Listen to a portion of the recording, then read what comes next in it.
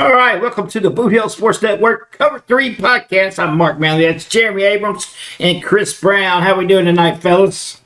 Man, we're good. All good. Doing great. Ready for another exciting Friday night lights? Or Friday evening lights for you guys. Yeah. That's right. Yeah, that's right. For our listeners out there, Hayti and Carrollsville will kick off at 5:30. We'll have the pregame at 5:15, but they're all sold out of tickets, I do believe. So the only way to watch that game now is right here on the Bootheel Sports Network. Jeremy, I had play-by-play on the Carrollsville side, and I'll have play-by-play for the Hayti side. So should be interesting. Guy, Battle of Bootheel is always a great game, no matter what. And ever since they had that trophy, man, it gives a little more effort by those guys, man. What are your thoughts on this game, Jeremy? Well, we did the coaches show last night, and the first thing that was brought up was the trophy. He said he knows for a fact that the Indians want that trophy back, and they're going to be fighting for it. And this is the rivalry game. This is the Super Bowl for these two teams. I mean, it's the Battle of the Bootheel, and it's called that for a reason. It's always a battle. So you can throw out the stats, you can throw out the records. It's the two teams, bitter rivals. No, a lot of them are good friends, even family members. It's always fun to get together and watch these two teams. And these are two very talented teams. Like I said, you throw everything out the books. It's just like any big rivalry in any sport. The Battle of the Bootheel is always a great time, and I can't wait to be there. Yeah, you most definitely got that. You can always throw the records out. And you're going to have a lot of top players in the area in that game. And we'll talk about that here in a little bit. Chris, what you got? Thoughts on the Hayti-Carrollsville game? I know you've been around it a long time. I was just going to say, it's probably the first year, and man, I couldn't tell you, probably at least 15 that I'm not going to be there. But hey, it's two good teams. Like Jeremy said, you can just throw everything out the window. Of course, Carrollsville on paper has got to be, I wouldn't say a heavy favorite, but I would say a pretty solid favorite. But in this type of game, you never know. I've seen a lot weirder things happen, and I know Coach D-Rob's going to probably throw some wrinkles, and Coach G is going to throw some wrinkles. So I guess to sum it all up, it's going to be a great game for the fans. It's going to be in attendance and also watching on Bootheel Sports Network. Yeah, weather's going to be right too, man. So that's going to be interesting, man. We might get home before 9 o'clock, man, 8:30. So that's going to seem weird. Bulldogs. That's right. That's right. We'll tune in for sure. Speaking of those Porterville Bulldogs, Chris, tell us about who all they got this week and what to look for there as far as the Bulldogs game. Man, they got Father Tolton, Regional Catholic Trailblazers. They are a really good team. They're 4-2. They're in Class 2, District 3. They have two returning All-State players from last year. They were 11-1 last year, lost in the quarterfinals. They have a solid linebacker that was All-State last year, and their running back was All-State second team last year. Of course, Porterville, we got Zay Bogan back last week, who made an immediate impact as he took one to the house on his first carry. And so I don't know about if a lot of people know, but he is one solid athlete. That's Jay Bogan's brother.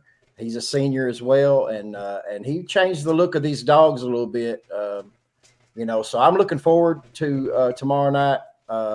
It's going to be a tough game, a good game, and two tough teams. It's going to be battling out, and I can't wait. Yeah, that added a little offensive power right off the get-go, getting him back, huh? Yeah, he had 2 touchdowns. Like I say, his first carry was for 45 yards. He started off tackled on the right. He made a spin move, went up the middle. Then a little bit later on in the game, he caught a touchdown pass. He also had an interception in the game as he plays defensive back. So, look out for Zay Bogan. He's another solid piece for them Bulldogs on both sides of the ball. Hey, Jeremy, did you send Monte the link? Oh, yeah, there he is down there. Okay. All right, hey guys, we're talking about area. Yeah, I seen area leaders in the house, and we got one we're about to bring on is Jamonte Alexander. Jeremy, tell us a little about Mr. Alexander. I know you had the privilege of watching him play all year long. Well, for a few seasons now, whether it be in the PA booth or on the Bootheel Sports Network, and I'm telling you, this is an all-around athlete. He's everywhere on the field. The name is out there. It's what we've talked about for the past month or so. Coach G's talked about. Teams know better than to kick to him. They know better to throw in his area, but they're still doing it, and that's why we have the leading interception man in the area, in Jamonte Alexander. And not to mention, in the game against Scott City this past Friday night, the Caruthersville moved him up. Instead of being the deep back, he was on the second line. Well, they kicked to him 80 yards later. He was in the end zone. Unfortunately, it was called back with a holding penalty. Otherwise, it was the Monte show all over again. But then, not to take anything away from that, he did add 3 touchdowns in the game on top of that. So, all-around athlete and an absolute senior captain leader for the Caruthersville Tigers. A joy to watch. You never know. He's a highlight reel every single week. Yeah, and he is also our Bootheel Sports Network Player of the Week. So let's bring him in now. How you doing, Mr. Alexander? Good. Good. Pleasure All right. buddy. Oh, man. Yeah, absolutely. I'm glad you're joining us here tonight. Big game last week. Let's talk a little bit about that. Scott City come undefeated, and you guys shut them out, man. That had to feel great to get that win and shut the number 1 running back in the area completely down in Rustin Underwood. Yeah. Jamonte, did you get a chance to see the final stats on Underwood? Yes, sir. Yeah, 14 carries for 28 yards. That's doing work there because you guys actually had more tackles for loss in the game than you did regular tackles. That's how strong the defense was. Yeah, it was on it that week. Oh, no doubt. Chris, you got anything for Jamonte? How did it feel to get that? Go ahead, Chris. I was going to say, Jamonte, I know I got Portersville behind me, but I'm from Hayti. I've been there for a long time, and I've watched you play not only on the football field, but on the basketball court as well. You're one of them guys that, very few and far between. It seems like you've been playing forever because you get a lot of varsity minutes as an underclassman. I just got one question for you. I know you've been in a lot of Battle of the Bootheels, football, baseball. What is your favorite Battle of the Bootheel memory? I know you're a senior this year. This will be your last football game. What's your favorite Battle of the Bootheel memory? Part of my freshman year. What happened in that? Defense. Football? Yeah, football. I guess That's did you probably one of guys, the best Bootheel games I ever played or watched. I guess you guys won that game as well? We had lost. It was just like the effort we had. We didn't get whatever. The intensity is different Yeah. in a Battle of the Bootheel, that's for sure. Been a joy watching you. I know that. Good luck to you the rest of the season for sure. Thank you.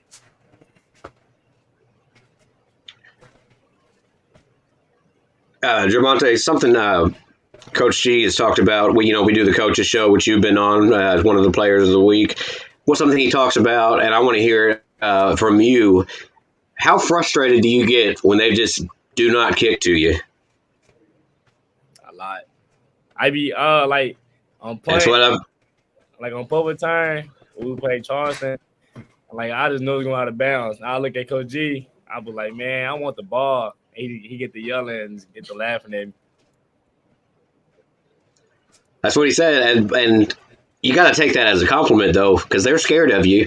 And then when we were sitting up in the booth, I didn't realize until the PA announcer had announced it, because I was seeing you in the backfield, that Donzel was in the backfield and you were one line up. And sure enough, it worked to a T. You got the ball, took it all the way to the house, but then unfortunately there was the holding call. I seen it. I seen that holding. As soon as I passed him, I seen it. Come to my eyes. What he had. Oh, did you? I just still went for the touchdown. Well, that shows your competitiveness. That's sure.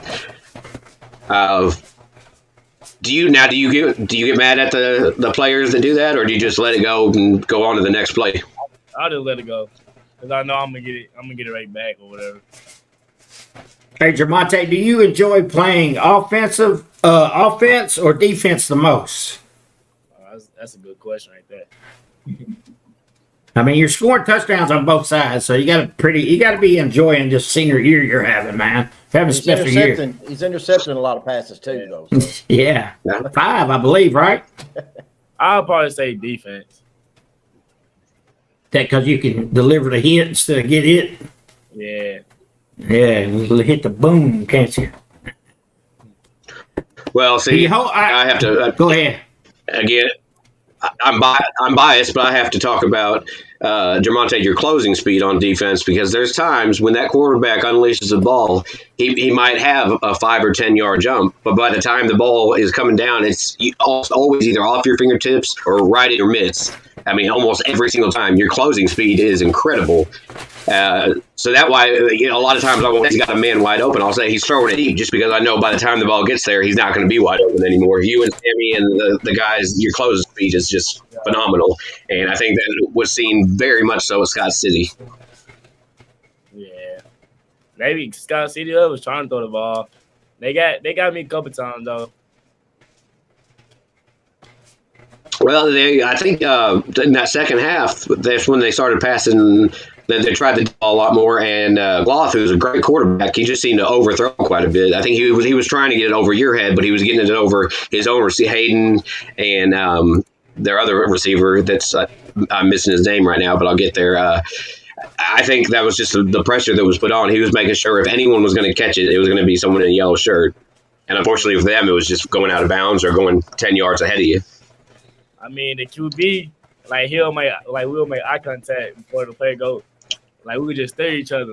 And he just read me. So I was like, okay, I'm gonna read him too. Out of the death pedal or whatever. Just read his arms, like when he switch or whatever. He be trying to throw me off, but I be reading it. Wow, that's impressive. And what do you got to think? Go ahead, Chris. I was going to say, back when I was in school, the Hayti-Crothersville rivalry was a whole lot different than I can say, honestly, than it is now. Because back then, we really wasn't friends with guys from Crothersville and vice versa. But nowadays, and I'm glad it's like this. You guys are friends. I'm sure you probably got some friends on that Hayti Indian squad. You probably know a lot of guys over there. Yeah, I know all of them. What's the trash talk? Is there any at all that's been going on this week? I mean, yeah, it's a lot. It is a lot. I'm a little bit surprised by that. I don't condone it. I just play my game. There you go, man. That's what you got to do. But yes. Well, not only that, you are a senior captain, and you play both sides of the ball. So, do you feel? I mean, it's one of your responsibilities to keep things civil on the field. You still play your game, still hit as hard as you can, and intercept when you can, and run as hard as you can. But you're still one of the leaders out there. And I do have to ask you, what was your reaction to the Oscar Dominguez interception, which was his first? I know he's always trying, and he finally got one. The first time he tried to get it, he said, "Oh, I want that big. My arm's too small." I was laughing. I was like, "Bro, you don't get one," because they was keep throwing out. And when he caught it, I was shocked. He out of. Oh, we were going crazy. Yeah, I was over there, clapping and all that, laughing. Good. So proud. We were all so proud of him for it. The stats for last week on Alexander, he had 112 rushing yards, 1 touchdown, 116 receiving yards, and 2 touchdowns. Man, that's a great game there, Jermonte. Thank you. You're gonna have to top that this week, and you take on a very tough Hayti Indian team. How do you feel going into this game? Are you happy where your team's at since the Valley game, and how much have you guys worked on to improve where you hope you meet Valley down the road? Yeah, I like it now. We all getting back together, back on our groove, whatever. We all coming back in together. Coach G says, good answer. Remember, the key line is we're going to play Tiger football. That's right. He had to get in there, didn't you, Coach? All right, Jermonte, I guess that's all we got, guys. Y'all got anything else for him? No, it's just been a pleasure watching you, man, for these 4 years, and look forward to seeing you rest of your football year, and on the basketball court as well, man. Like, Yep. All right, Javante, we will see you tomorrow night. Looking forward to it. Good luck. thank you. All right, that's going to be one of the biggest games in the area tomorrow night. And somewhere in my paperwork, I got some games from around the area as well. But first, let's talk about the state rankings, guys. Crosville is, of course, state ranked, but we got some other teams in the area. Class 1, let's start with that one. Marionville is number 1. They're 6-0. St. Vincent, who is also in Haytai's district there, they are 6-0 and ranked number 2 in the state. Adrian's number 3 at 5-1. Tipton at 4 at 5-1. Windsor at 5-1 at number 5. Van Far, who's also in that district with Haytai, they are number 6 in the state at 5-1, followed by Ash Grove at 5-1 at number 7. Milan number 8 at 4-2. Salisbury at number 9 at 5-1. And then good old West Train. Chris, I believe West Train came here one year. We seen them play. They are at number 10 at 4-2. Any thoughts on class? That's a Saturday game I'll never forget. Me either, man. That was a packed house. And, man, I even go back and watch it every once in a while because, you know, YHC-TV was doing that game back then. Yep. And, man, just what an awesome year Haytai had that year, man. Any thoughts on Class 1, guys? It sounds really all right. When you, I mean, yeah, those are the names you expect. I think as we're week 7 here now, and it looks like same story, different day for these guys. I haven't got a chance to. I really like to watch Marionville because I've heard nothing but amazing things about them. Right on. All right, let's talk about Class 2 then. Number 1 is Fairgrove at 6-0. Burling Green is number 2, 6-0. Valley Catholic. This is 5-1. They are ranked number 3 in the state. Their only loss is to St. Vincent. And they're followed by Warsaw at 4, Lafayette County at 5, South Shelby at 6, Mid Buchanan at 7, South Harrison at 8. And there's those Carrozville Tigers creeping back in at number 9 in the state. And number 10 is Ava. Portersville got 2 votes down there, Chris, at 4-2. So they did get a vote, man. Thoughts on the Crosville Tigers getting back in there, Jeremy? Well, and I talked about this last night. I don't really know. You know, I'm not one of the voters. I'm not one of the sports writers that gets on it. But to me, I didn't think that they deserved to drop when they did drop out because their only loss was to Valley Catholic at Valley Catholic. I think they deserve to be in the top 10, and I still don't understand when they were ranked. They were ranked 9th and then 8th, and then after a win in week 4, they dropped in the standings. And I know that's the point system in the voting, but it's great. It's great to have them back in the top 10, and hopefully some of those higher ranked teams will suffer some losses because I know a couple of them are going to play each other. So inevitably, someone's got to go home the loser, and then Crosville, if they can keep on, especially the way they played in Scott City, they can move up the board even higher. Yeah, Chris, now your Bulldogs broke a 2-game losing streak and got back on the winning track as they played Malden and beat Malden. And then your thoughts on that game and them getting over getting back in that win column? Yeah, like I say, Zay Bogan returned. You know, he hurt his collarbone in the preseason. He's a senior on this team, and he added a whole nother weapon for these Bulldogs, offensively and defensively. It's we've outscored them 41-0 by halftime. Malden is a young team. Their quarterback is a freshman. They got several names that I called on defense were freshmen. I think they're going to be really, really good. They're just so young, but for us, it was definitely good to get back on the winning side of things, and had some exciting touchdowns. We had a kickoff where one of our freshmen made a tackle and a fumble, and one of our sophomores picked it up and run it in. At the end of the game, sophomore Brody Warren, who's the one that ran the touchdown in, also was played running back, and he run a touchdown in. And it's just a fun game, 3-8. Not much you can say about it, but I feel like our competition is going to be a whole lot stiffer this week.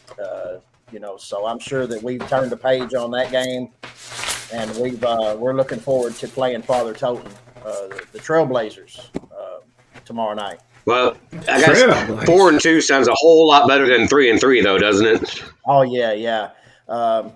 We was talking about the Class 2 top 10. Bowling Green, who is number 2 right now, they're 6-0, and they're actually in Class 2 District 2, and they'll play Valley not tomorrow night, but they play Valley next Friday night. Valley goes to that's gonna be great. That'll be a 2 versus 3. That'll be a pretty good matchup. The Class 2 is pretty loaded, and so I'm just excited to get past this regular season and let's winding up this regular season. I know that Valley plays. I don't think they're going to lose the 1 seed unless they lose, because they do play a Class 3 team this week, and then they play 2 Class 2 teams. I think that Bowling Green game may have an effect, but I guess there's 8 points separating Valley, Crothersville, and Portersville. So it'll be an exciting finish for Class 2. That's for sure. District 1. All right, now let's move on to Class 3. State rankings. Number 1 is Blair Oaks. They come in at 5-1. Seneca at number 2. They are 6-0. And then there's those Dexter Bearcats coming in at number 3. They are still undefeated at 6-0. Maryville at 4-2 at number 4. St. Francis Borgia at number 5 at 6-0. Mount Vernon 5-1 coming in at number 6. Park Hill Central 5-1, number 7. Number 8 is Stratford at 6-0. Southern Boone is number 9. They're 4-2. One of those losses is to the Dexter Bearcats, and then Booneville comes in at number 10 at 5-1. Also getting votes was Lift for Life and Knob Noster in those. All right, guys, now let's talk about district standings. Chris just touched on them a little bit. We'll start with Class 1. St. Vincent leads the way. They are 6-0, and they got 65.67 points, and they are going to play Cuba this week. Cuba is 3-3 on the year. Crystal City comes in at number 2. They are 2-4 now as they get another win, and they are 48.33 points in the column, and they play Duchesne. There's 1-5, and then Van Far comes in at number 3 at 5-1. They got 44.83 on the points. They play Wright City, who is 4-2. And then this game right here, guys, is pretty interesting. So we need to talk about it a little bit. Charleston at 4-2, playing Scott City at 4-2. Scott City, after taking a little bit of a whooping last week at Carruthersville, went to their place, really. And then this is another home game for Scott City. So Charleston has got a defense, guys. They got some size up front. So this ought to be an interesting game, man. And I can't wait to hear about this one, and possibly maybe somebody's out there streaming it. We get to watch it. Thoughts on this game, Chris? Yeah, I mean, 2 heavyweights, really going at it. Charleston's been on quite a run lately. They're going into this game with some pretty good momentum. And, of course, Scott City is going to have to regroup as they ran into them Tigers last week. But, man, it is going to be an interesting game, and I can't wait to see how it's going to turn out, too. I got to agree 100% with Chris. Yeah, I got to see the Tigers were able to hand a 34-6 loss to Charleston in what was, I think, more of an emotional game for the Blue Jays than anything else. But they never got anything going against the Tigers. They had a stingy defense, but you could see all night long. The Charleston Blue Jays are a talented team. They're very fast, and like you said, they've got some size in the trenches.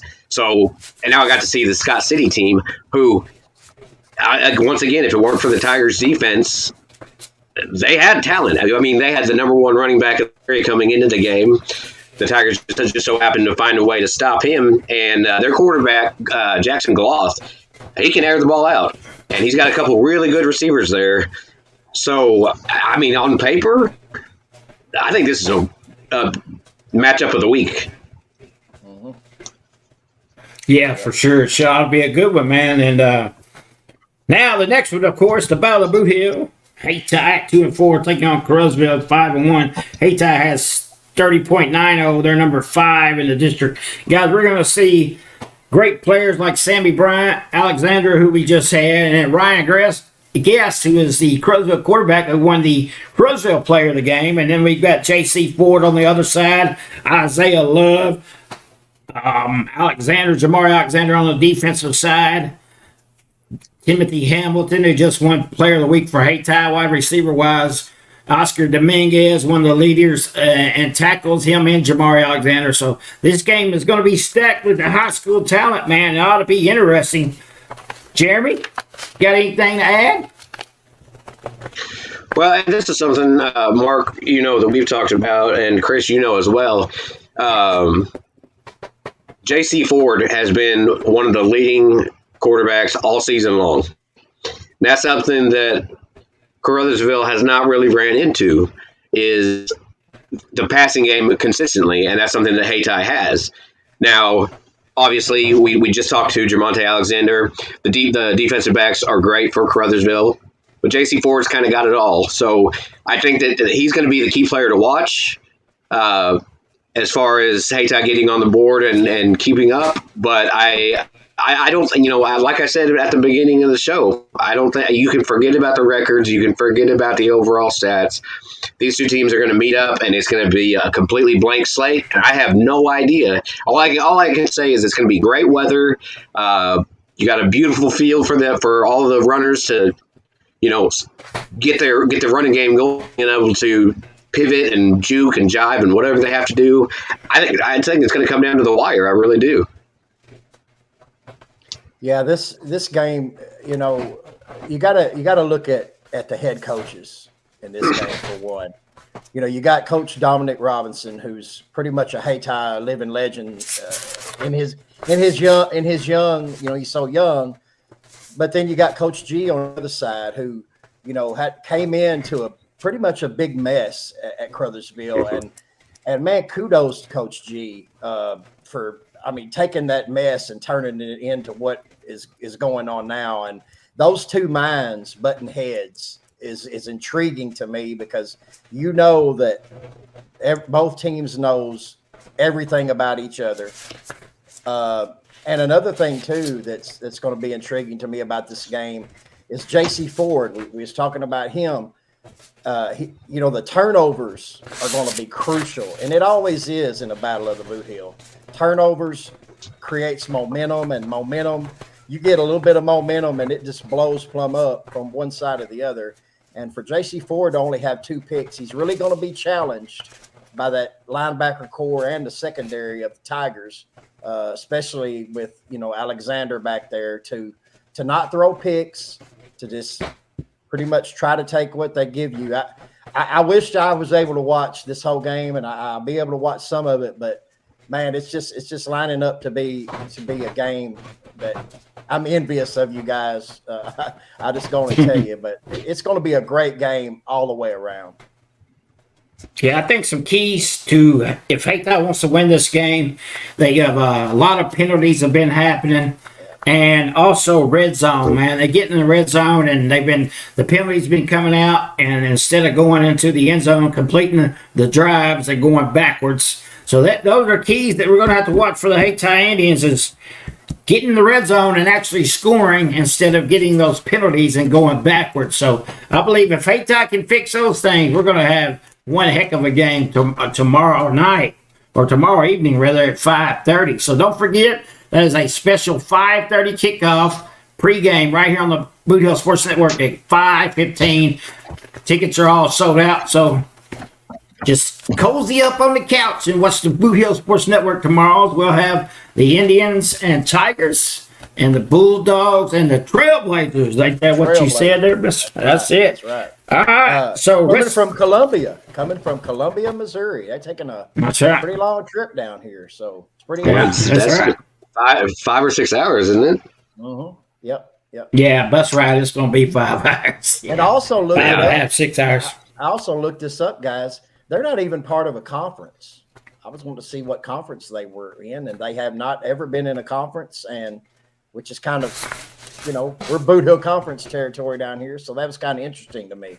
But they're the Notre Dame of high school football. I guess so. That's exactly, you took the words out of my mouth, Mark. That is exactly about what I was going to say. And I'll tell you what, I encourage everyone tomorrow night, since we'll have Mark on the Hayti side, me on the Crutchville side, and then the Porterville game starting an hour and a half after ours. Tune into all three networks. Get it from all sides. And I can't wait for the. I honestly, I don't want the Battle of the Bootheel to be over with because I'm that excited about it. But as soon as it's over with and we're done with our post game show, Chris, you're gonna be a popular man. I'll put it that way. I hope that we have a big lead by then. Yeah, I bet. Well, I'll be waiting for you text about Bogan. Got to give a shout out to Woody's Lounge. They're going to be showing the game there and having some stuff going on due to the tickets being sold out. So we appreciate them and the support there of having the game on and get you a few adult beverages and watch some good high school football. Now let's continue on with Class 1, District 1. Number 6 is Veritas Christian High School. They are 1-4. They're going to take on Chaffee, who is 0-6. Number 7, of course, is Chaffee. Number 8 is Malden. They're at 0-6, and they're going to take on New Madrid County Central. New Madrid is 2-4 on the year. You're talking about a team that's went the opposite direction of last year, man. I know they had a lot of senior leadership on that team, but man, they only lost one regular season game last year to Portageville, and here they are at 2-4 there this year. So quite a difference a year makes for the New Madrid County Central Eagles. Louisiana at number 9. They're 0-6, and they're going to play Salisbury, who is 5-1. Of course, Salisbury is ranked in the state as well. Now, for that ever tough Class 2, District 1, man, Valley Catholic sits there at 5-1 at 49.33, guys, and they're going to play Park Hill Central. So that's going to be a battle. Park Hills is 5-1. They're also ranked. And then Carruthersville is 5-1, and they've actually got 42.33 points. And they're going to play, of course, the Battle of Bootheel at Hayti. And then Portageville, 4-2, and they play Father Towton. Yeah. That is right, ain't it? Okay. Mm-hmm. And this might be the District 3. There you go. And then East Prairie, 4-2, taking on Kelly. Kelly, 2-4. Man, Kelly started out, I think, 2-0, didn't they not? Mm-hmm. Yeah, they've hit a big skid, man. Well, and they started out last Friday night. They actually were holding Dexter down until Dexter eventually, I think, in the second half ran away. But that was a close game in the first half. Yes, it was. I did read that, and props to them, man. That Dexter team is stout, man. That running back, woo. Right. Yeah, Kelly beat Charleston in week 1. That's right, 22-20, I believe it was. Yep. Mm-hmm. That's right, yep. So, and then, of course, the other big game, Scott City, and then, as we talked about, Kelly, Scott City at 6. Scott City fell all the way down to 6, guys, as they got 34.67. And then Kelly rounds it out at 30.5. Oh, 2-4. Any thoughts there on Class 2, District 1, Mr. Brown? Scott City sitting at the 6th spot is really questioning to me. We got so many leaders for Scott City. It's, in the top 25 of the area, and you don't really hear much about New Madrid. I'm not knocking them or anything, but it's just kind of weird that they're sitting at 4-2 and they're at the bottom. But a big win this week to straighten that out. I think somehow the shutout might have done a little bit of damage there, just because it's a donut on the scoreboard. Yeah. Yeah, the only difference is like 0.33. So yeah, Scott City's right there, and then they're about 2 points behind East Prairie. So not much of a gap between 4, 5, 6 there in that class, man. Yeah, and as a Bulldog fan, we definitely don't want Scott City right behind us because they will overlap us if it was to come to that. Keep in mind when it comes the tiebreaker, right? Mm-hmm. Yep, because they head to head. So right, yeah, it always scares me a little bit, but Jeremy, what you got, man? Any thoughts on that one? That's a tough district, man. It's a tough district. I'll tell you what. I think East Prairie is kind of sneaky, and I've seen a little bit of film on them, but they could be one of those sleepers in these final weeks. I think to keep an eye on them. I think that's got to be the toughest district around for sure, man. And Definitely. because all three, I can see Valley, Crowsville, Portageville, and Scott City all being playoff teams. You know, if we had the old set and they wasn't in the same districts, man. Because those are some good football teams we got in our area. All right, so Class 3, number 1 seed is Dexter. They are 6-0, and they're going to be taking on Kennett. Kennett 0-6, so Kennett's struggling over there, 16 miles down the road from good old Hayti. Central Park Hills at Valley Catholic. Both of those are 5-1. St. Genevieve 3-3 taking on Fredericktown. Fredericktown's 2-4. And Fredericktown's also number 4. Potosi number 5. They're taking on Pacific. Both of those teams are 2-4. And then Herculaneum comes in at 6. They're 0-6. They're going to take on Bayless. Bayless is 2-4. And then Kennett at 0-6 taking on Dexter. Well, I wouldn't envy Kennett tomorrow night, would you guys? No. Oh, no, absolutely not. That's I don't want to say it's over before it starts, but yeah. You know, Kennett got blown out by New Madrid last week, so. Gonna be over with my hat. And it's weird. It's just, Kennett was really, really good for a long time, and then I didn't see this one coming, but I don't know a whole lot about their program right now. But it's not looking good for them.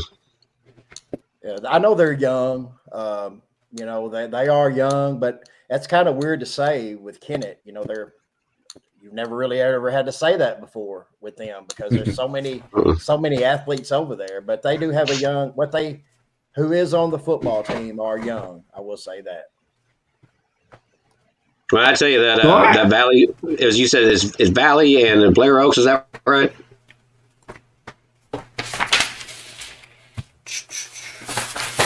Or Valley and Bowling? Maybe it's Bowling.